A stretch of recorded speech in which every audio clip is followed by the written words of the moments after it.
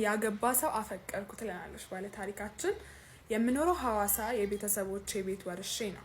እናቴንም አባቴንም በአንድ ጊዜ በአደጋ ካጣው 5 ዓመት ሞላኝ። የመጀመሪያዎቹ 3 ዓመታት የህይወቴ ከባድና የሀዘን ዓመታት ነበሩ።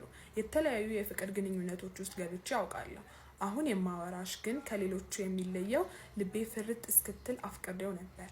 ታሪኩ እንዴት መሰለሽ? ሐዋሳ በሚገኝ ትልቅ ሆቴል ውስጥ ሪሰፕሽኒስት ሆኜ ነው የምሰራው እና የሆነ ቆንጆ ረጅም ጸይምና ወንዳ አቋም ያለው ስሙን ጠቅሰዋለች እገሌ የሚባል ልጅ ሆቴል ሩም ሊይዝ እኛ ጋር መጣ። ሁሌም እንደሚያውቀኝና የጓደኛ ያህል በሚገርም የተረጋጋ ፈገግታ ሰላም ብሎኝ አለፈ። ራሴን እስክጠራጠር ድረስ አውቀው ይሆን እንዴ እያልኩ ስለሱ ማሰብ ጀመርኩ። ግን ለራሴ ያስገረመኝ አንድ ጸጥታ የተሞላበት ፈገግታ ከሰላምታ ጋር እንደዚህ እንዴት ጭንቅላቴን ይበጠብጠዋል ብዬ ወደ ራሴ ተመለስኩ። ግን እሱ ያንን አልፈቀደልኝም። ቀጣይ ቀን መጣና ስለ ሆቴላችን እንዲሁም የተለያዩ ከስራዬ ጋር የተያያዙ ነገሮችን መጥቶ አዋየኝ። የመጀመሪያ ጊዜ ነው ሐዋሳ ስመጣ እና አንዳንድ ቦታዎችን እየወሰድሽ አታለማምጂኝም? ለስራ ነው የመጣሁት፣ ግን ሐዋሳ ቆንጆ ከተማ ናት ሲባል ሰምቻለሁ። እንዳንቺ ባለች ቆንጅዬ ልጅ ደግሞ ልጎበኛት እሻለሁ አለኝ። እምቢ ማለት እችል ነበር እኮ ያንን ቀን ሁሌም የምረግመው፣ ግን ምን ዋጋ አለው? እሺ አልኩት። ከዛ ቀን ጀምሮ ከሱ ጋር ተለማመድን። በጣም ተግባባን። እያፈቀርኩት መጣሁ። እሱም ለኔ ያለው ስሜት እንደዛው ተመሳሳይ መስሎኝ ነበር። የመጣው ለስራ ነበር እና ወደ አዲስ አበባ የሚመለስበት ቀን መድረሱን አረዳኝ። በጣም ደነገጥኩ። እሱ ፊት ብዙም ሪያክሽን አላሳየሁትም። እኔ ግን ልቤ ማልቀስ ጀምራ ነበር። ሸኘሁት። ሐዋሳ አስጠላችኝ። እሱን ከማወቄ በፊት ከጓደኞቼ ጋር እና ብቻዬን እንደፈለኩ በሚገርም ጊዜን እያሳለፍኩ ሁሉም ህይወቱን ሲያማርር፣ እኔ ግን ህይወቴን ወድጃት እየፈነጠዝኩባት ያደግኩባትና የኖርኩባት ከተማዬ ሐዋሳ ያለ እሱ አስጠላችኝ፣ ጨለመችብኝ። ግን ያው ሄዶም በስልክ በሜሴጅ በቴሌግራም እና ኢንስታግራም እናወራለን። 1 ወር አካባቢ አዲስ አበባ ከቆየ በኋላ ናፈቅሽኝ ልመጣ አስቤያለሁ አለ። በጣም ደስ አለኝ። በጣም ደስ ብሎኝ ተቀበልኩት። ያኔ በዚህኛው እኛ ሆቴል ሳይሆን ከሆቴሉ አቅራቢያ ትንሽዬ ባለ 1 ክፍል ቤት ከሙሉ እቃው ጋር ተከራይቶ ነበር። ያው እንደተለመደው የሚገርሙ ህልም የሚመስሉ ቀናትን ማሳለፍ ጀመርን። አንድ ቀን ማታ የሆነ የምነግርሽ ነገር አለ አለኝ። እሺ አልኩት ቅልል አድርጌው። እጄን ይዞ በሚለማመጥ አይን እኔ ባለ ትዳር እና የ3 ልጆች አባት ነኝ አለ። መሬት ተከፍታ ብትውጠኝ የሚባለው አባባል ብቻ ይመስለኝ ነበር። ግን ያንን እኔ ተመኘሁት። ሰማይ ላይ የተደፋብኝ ያህል ነበር የተሰማኝ። ምንም አላልኩትም። ቆሜ ከቤቱ ወጣው። ተከትሎ ይመጣና ግን እኮ አልወዳትም ለልጆቹ እና ለልጆቼ ስል እንጂ ከሷ ጋር አሁንም ያለሁት ለፍቅር አይደለም እያለ ሊያናገረኝ ሞከረ። አሁን ብቻዬን መሆን እፈልጋለሁ። ደህና ደር ብዬው ሄድኩ። ቤቴ ገባሁ። አለቀስኩ። ራሴ በእርጥበት የሚጨመቅ ያህል ነበር የረጠበው። ነገር ግን አይነጋ የለምና ነጋ። ስራ ቦታዬም መጣ። እንደሚወደኝ ይናዘዝ ጀመር። ግን የሚያናድደው ምን እንደሆነ ታውቂያለሽ? ወደዋለሁ እና ተሸነፍኩ። አቀፍኩት። ያው ትንሽ ጊዜን አሳለፍን። ወደ መጣበት ሄደ። ያኔ እኔን መሆን አልቻልኩም። የድሮ ሳኬታ ፍልቅልቅና ደስተኛ ማንነቴ እየደበዘዘ 80 ጊዜ የእሱን ስልክ መጠበቅ ሆነ ስራዬ። በቃ ሁሌ ስልኬ ላይ ነው የማየው። አሁን ደወለ ወይም ሜሴጅ ላከ። ግን ምንም ደስታ የለውም። ቀስ እያለ ልብን ያሳምማል፣ ይዋጋል፣ ይጎዳል። ብዙ አሰብኩ። ሁሉን ነገር ለምታውቀው አንድ ብቸኛ ምርጥ ጓደኛዬ አዋየኋት። አንቺ እኮ ምርጥ ነገር ነው የሚገባሽ፣ ሁለተኛ ሆነሽ መቀመጥ አይደለም ስትለኝ ጭራሽ ባሰብኝ። መጣ። ሲመጣ እንደ ድሮ ተፍለቅልቄ ሳይሆን በጥያቄ ነበር የተቀበልኩት። ያው ከሱ ጋር ስሆን ያለሁበትን ረሳለሁ። ግን አንድ ቀን ድጋሚ ተቀሰቀሰብኝ እና አብሬው እያለሁ በሀሳብ ነጎድኩ። እጄን ይዞ ምን ነው ሲል አባነነኝ። እያሰብኩ ነው አልኩት። ስለምን አለ። ስለ እኛ አልኩት። ስለ እኛ ምን ሲል እስከ መቼ ነው? ለኔ እኮ ይሄ አይገባኝም። እንደዚህ አይነት ህይወት መኖር አልፈልግም። መወሰን አለብህ አልኩት። ይቅርታ ግን ልጆቼን መተው አልችልም፣ በፍጹም አልችልም አለኝ። አልገረመኝም። እንደውም የገረመኝ የተለየ መልስ የሚጠብቀው ይህ ጅል ልቤ ነበር። እሺ ስለዚህ ስለው ላንቺ ስል ይኸው ከአዲስ አበባ እስከዚህ የመጣሁ አይደል እንዴ አለኝ። አይ 2 እንኳን ወዶ አይሆንም። ካንተ በላይ ምጎዳው እኔ በሆንም ግን እዚህ ጋር ያበቃል። አንተም ለኔ ስትል መምጣት አይጠበቅብህም። እኔም ስልኬን 80 ጊዜ ቼክ አላደርግም። ወደ ተረጋጋ ህይወት ተመለስ፣ እኔም እንደዛው ሞክራለሁ፣ ደህና ሁን ብዬው የሞት ሞቴን ከእቅፉ ተላቅቄ ወደ ቤቴ ሄድኩ። በቃ አለቀ፣ ከሱ ጋር ጨረስኩ። እንባ የሌለው ለቅሶን አልቅሼ አይነጋ የለምና ነጋ። ለመጀመሪያ ጊዜ ስልኬን ለማየት አልዞርኩም። ቢያምም ቢቆስልም ግን ይድናል። ታውቂያለሽ፣ አንዳንዴ ደውይለት ይለኛል፣ ና በይው ይለኛል። ግን ደግሞ ራሴን እሰበስባለሁ። ቀስ በቀስ አያልፍ የለምና አለፈ።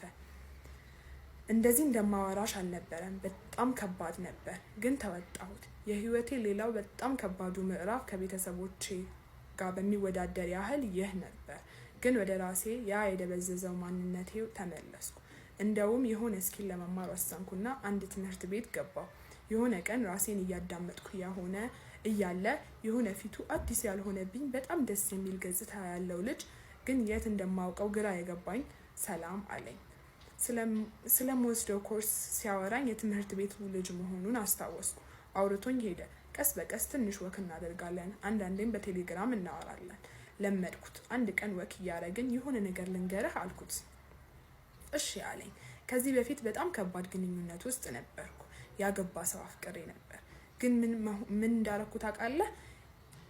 የነበረበትን ወሰንኩኝ። የሚገባንና ምርጥ ነገር ነው ለኔ የሚገባኝ ምርጥ ነገር ነው ብዬው እያፈቀርኩት ታውኩት አልኩት። እሱም ልክ ነሽ፣ ለአንቺ ምርጡ ይገባሻል፣ ትክክለኛ ውሳኔ ነው የወሰንሽው፣ ጀግና አለኝ። በጣም ደስ አለኝ። ልጁን ስለወደድኩት ሳይሆን ስለተረዳኝ አመሰገንኩት። ከዛ ጊዜ ጀምሮ የሚገርም ጊዜ ከሱ ጋር በንጹህ ህሊና ማሳለፍ ጀመርኩ። ከትክክለኛ ሰው ጋር ጥሩን ሁሉ ነው የምፈልገው ሲለኝ እኔም ነበር ያልኩት፣ እንባ እየተናነቀኝ። አሁን ላይ በጣም ደህና ነኝ። ከሱ ውጪ ማንንም አልፈልግም። እሱም እንደዛው። ልንጋባ 1 ወር እየቀረን ነው። ይህን ታሪኬን የምጽፍልሽ ትላለች። ለሌሎች ማስተማሪያ እንደሚሆን አልጠራጠርም። ሁሉም ነገር አሁን ላይ ያስለቀሳችሁ ከሆነ ወደፊት ለዚህ ነበር ብላችሁ እንድትስቁ ያደርጋችኋል። የማያልፍ ችግርና የማይነጋ ሌሊት የለም ውዶቼ። ለኔም መልካሙን ተመኙልኝ። ያው ከ1 ወር በኋላ ሰርጌ ነው ብያችኋለሁ። በአለም ላይ እንደኔ ያህል ደስተኛ ሴት አሁን ላይ አለች ብዬ አላስብም። አመሰግናለሁ ብላናለች።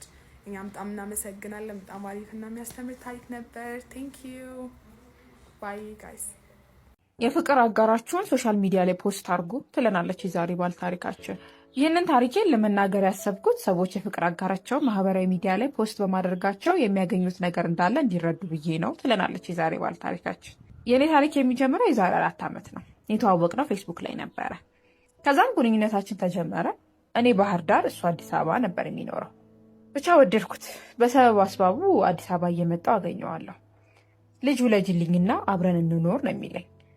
እኔም ፍቅር ውስጥ ስለነበርኩኝ ምንም ቢፈጠር ምንም አይመስለኝም ነበር። ነገር ግን ምንም አልተፈጠረም። ከዛም ከ2 ዓመት የፍቅር ቆይታ በኋላ እኔ አዲስ አበባ መጣሁ። ቤተሰቦቼ ቅር ቢላቸው እናቴ እንድትረጋጋ ፍቅረኛ አለኝ፣ ስለዚህ ርቀታችንና ጥበት ፍቅራችንን ማጠንከር አለብን ስላት፣ ያው እናት የልጇ ወግ ማድረግ ለማየት ስለጓጓች ደስ ብሏት መርቃ ሸኘች። ግን ስመጣ ነገሮች እንዳሰብኩት አልሆኑም። የማያናደው ያናደዋል። ጸባዩ እየተቀያየረ መጣ። ብቻ የትኛውም ጥፋት የኔ እንደሆነ የማሳመን አቅም አለው። ናርሲሲስት የሚባል አይነት ሰው ነው። በዛ ላይ ቁመናው በጣም ስለሚያምር አብረን እየሄድን እንኳን አየሻ ሴቶች ሁሉ እንዴት እንደሚያዩ እንዴት እንደሚሳቡብኝ እያየሽ ነው ይለኛል። እሱ ተፈላጊ ሆኖ ሴቶች ሁሉ እንደሚጠይቁት ነው ቀድሞ የሚያወራው። አንድ ጊዜ ታዲያ የእህቴ ጓደኛ የሆነች ልጅ ፕሮፋይል አረገችው። እኔም ስጠይቀው ቤስት ፍሬንዴ ናት፣ አየሽ ለእኔ ክብርና ቦታ ስላላት ነው፣ አንቺ ግን እንደ ፍቅረኛ ፖስት አርገሽኝ አታውቂም ብሎ ሲቆጣኝ፣ ልክ ነህ እኔ ማድረግ ነበረብኝ ብዬ ተውኩት። በጣም ስለወደድኩት ብዙ ሬድ ፍላጎች አይታዩኝም ነበር። ሲገባኝ ታዲያ የፈለገ ቢበድለኝ እኔ እንለያይ ካላልኩት እሱ ገፊ ላለመባል እንደማይተወኝ ስላወቅኩኝ እንለያይ አልኩት። እናም ተለያየን።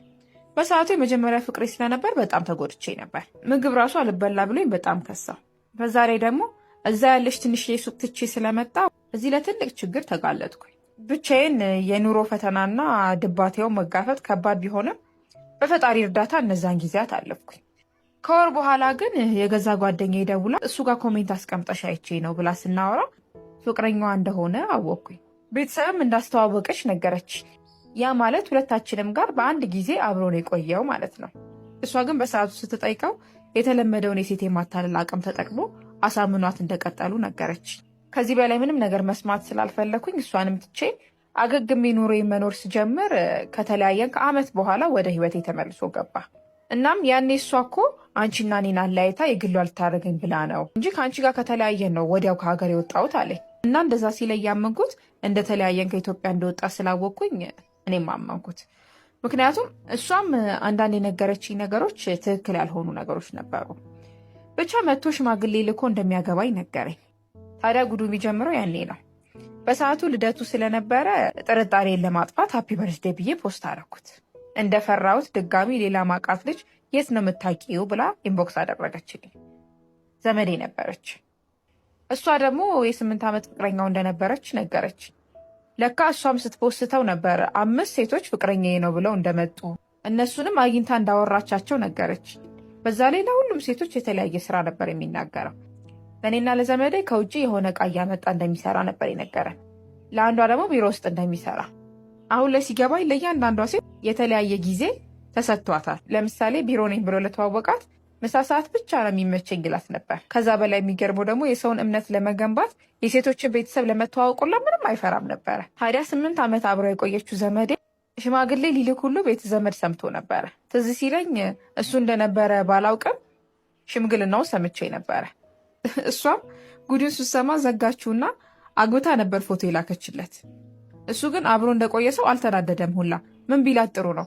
የሰርጓን ፎቶ አይቶ ሲያበቃ ጥሩ ሴት ነሽ፣ ጥሩ ነገር ይገባሻል ብሎ ነበር ዝም ያላት።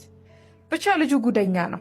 ቤተክርስቲያን ለምትወደዋ ልጅ ገዳም አብሯት እየሄደ መጽሐፍ ቅዱስ እያነበበ፣ ጭፈራ ለምትወደዋ ደግሞ ጨፋሪ እየሆነ፣ ብቻ ለሁሉም ሴቶች እንደየባህሪያቸው ነበር የሚሄደው። እናም እኔ ጋር ሆኖ ከማውቃቸው 3 ሴቶች ጋር እንደነበረ ደረስኩበት። እነሱም ከብዙ ሴት ጋር እንደነበረ አውቀው ነግረውኛል። እኔም ፖስት በማድረጌ ድጋሚ ከመሰበርና እድሜን ከማባከር ተርፌያለሁ ትለናለች የዛሬ ባለ ታሪካችን። እስኪ እናንተ በሷ ቦታ ብትሆኑ ምን ታደርጉ ነበር? ሀሳብ አስተያየታችሁ ኮሜንት ሴክሽን ላይ አስቀምጡላት።